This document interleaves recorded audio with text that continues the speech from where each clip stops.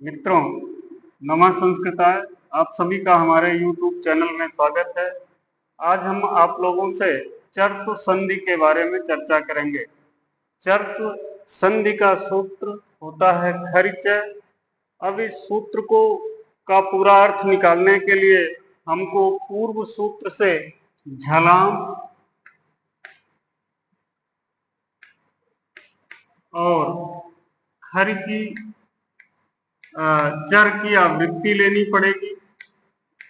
तो सूत्र हो जाएगा झलाम खरिचर, अर्थात यदि झल प्रत्याहार के वर्ण आए और उसके बाद खर प्रत्याहार के वर्ण हों, यदि ऐसी कंडीशन बनती है कि झल प्रत्याहार के वर्ण पूर्व में आए और उनके बाद खर प्रत्याहार के वर्ण हों, तो झल प्रत्याहार के वर्ण को चर प्रत्याहार का वर्ण आदेश हो जाता है।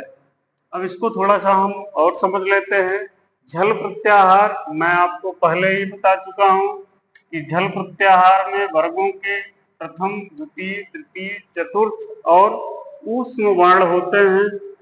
खर प्रत्याहार में वर्णों के द्वितीय, प्रथम और स इतने वर्ण होते हैं। द्वितीय, प्रथम और स ये खर प्रत्याहार के वर्ण हैं।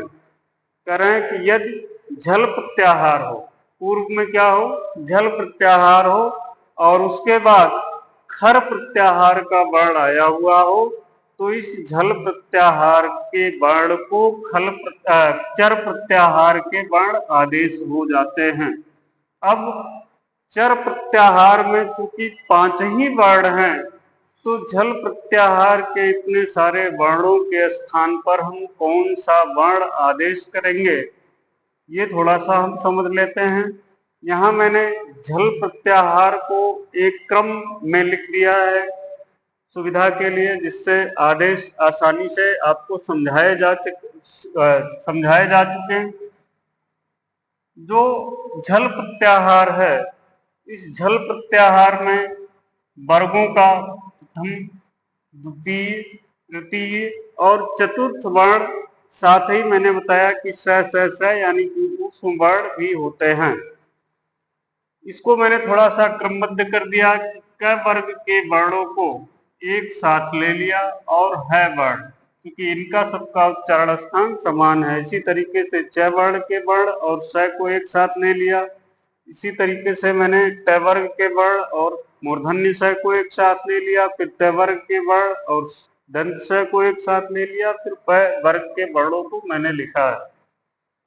जहां मैंने आदेश लिखा हुआ है, तो आप ये जान लें कि यदि क वर्ग का कोई भी वर्ण 4 वर्णों में से अथवा है वर्ण आएगा, तो उसके स्थान पर आदेश क वर्ण होगा। चर प्रत्याहार का क वर्ण होगा। क्यों होगा? तो वही मैंने इसके पहले जो आपको बताया कि स्थानीय अंतरतम सूत्र की हम सहायता लेंगे, जो ये बताएगा कि जिसका समानता जिससे अधिक होगी उसी वर्ण को लिया जाएगा। यहाँ क वर्ग के वर्ण और है का उच्चारण स्थान कंठ है और क का उच्चारण स्थान भी कंठ है, इसलिए क वर्ग के चारों वर्ण और है के स्थान पर आदेश क हो जाएगा। इसी तरीके से च वर्ग के 4 वर्ण और स यानी कि तालव्य स के स्थान पर च आदेश हो जाएगा।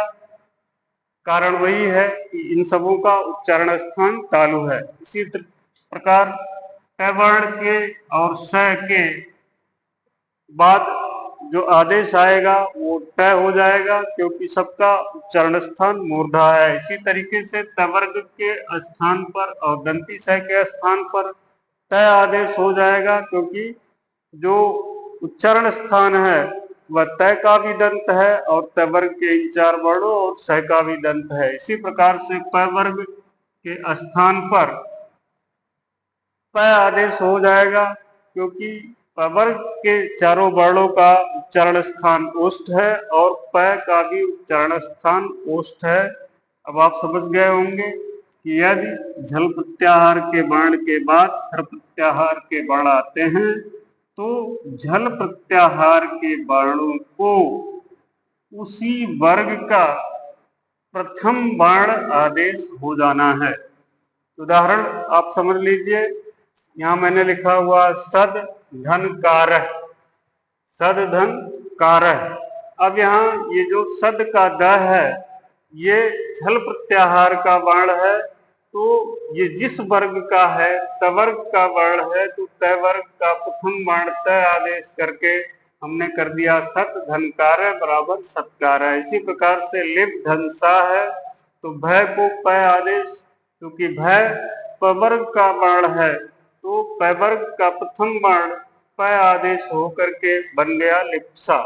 इसी तरीके से दिग्धन पाला यहाँ लिखा हुआ है, ग कैवर्ग का है यानी कि झल प्रत्याहार का है और कैवर्ग का भी वर्ण है, तो कैवर्ग का प्रथम वर्ण आदेश क होकर के बन जाएगा दिक्पाल है। इसी प्रकार से भेद दंतुम है तो यहाँ द को त आदेश होकर के भेद तुम बन जाएगा। मित्रों आसान सी संधि है, बहुत कठिन नहीं है, थोड़ा सा आप इसको समझने का प्रयास करेंगे आपको आसानी से समझ में आ जाएगा। यदि किन्हीं मित्रों को ये कठिन लगता है तो आप ये जान लें कि कोई भी कार्य आसान नहीं होता है, किसी भी कार्य की शुरुआत हमेशा कठिन ही होती है। आपको संधियों को अगर समझना है तो आपको पूर्व के सारे बताए हुए चीजों को अच्छी तरह से कंठस्थ करना होगा, समझना होगा। जैसे मैंने आपको महेश्वर सूत्र बता दिया था, प्रत्याहार बता दिया था, उच्चारण स्थान बताए थे, प्रयत्न मैंने आपको बता दिया था। इन सारे चीजों का आपको अभ्यास अच्छी प्रकार से कर लेना होगा, और जब आप इन सारी चीजों को अच्छी तरीके से जान जाएंगे, समझ जाएंगे, तो ये सारी संधियां आपको बहुत आसान सी लगने वाली हैं। मित्रों यह वीडियो आपको कैसी लगी यह आप मुझे कमेंट बॉक्स में बताएं। जिन मित्रों ने अभी तक हमारे चैनल को सब्सक्राइब नहीं किया है वे मित्र हमारे चैनल को सब्सक्राइब कर लें, जिससे इस तरीके की वीडियो आपको प्राप्त होती रहे।